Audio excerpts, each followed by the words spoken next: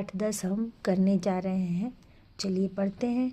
जोर लगाओ हे ईसा भाई हे ईसा, सीना ताने रहो अकड़ कर, रस्सा दोनों ओर पकड़ कर, तिरछे पकड़ कर कमर जकड़ कर, जोर लगाओ हे ईसा भाई हे ईसा, खींचो खींचो जोर लगाओ, पैर गड़ाकर पीठ अड़ाओ, आड़ी तिरछी चाल भिड़ाओ, जोर लगाओ हे ईसा भाई हे ईसा।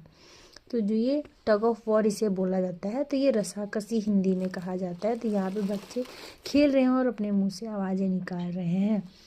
रस्सा नहीं फिसलने पाए, साथी नहीं बिचलने पाए, जोश खरोश ना ढलने पाए, जोर लगाओ है ईसा भाई है ईसा भाई है ईसा, हुए पसीने से तरसारे, सफल हुए सब दाव करारे, इधर हमारे उधर तुम्हारे, जोर लगाओ है ईसा भाई है ईसा। इनके जो कविकार हैं वो हैं कन्हैयालाल मतजीत। चलिए इसका क्वेश्चन आंसर करते हैं, प्रश्न उत्तर। कविता तो हो गया, चलिए प्रश्न उत्तर करते हैं। आप कौन कौन से खेल खेलते हैं? बातचीत के लिए ये प्रश्न है। तो चलिए एक एक करके सारे प्रश्नों का उत्तर जानते हैं।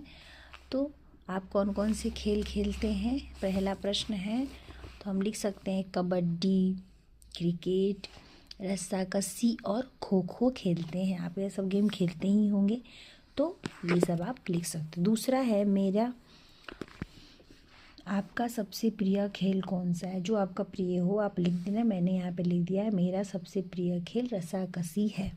तीसरा प्रश्न है ऐसे खेलों के नाम बताइए जिनमें 2 टीमें आमने सामने होती हैं।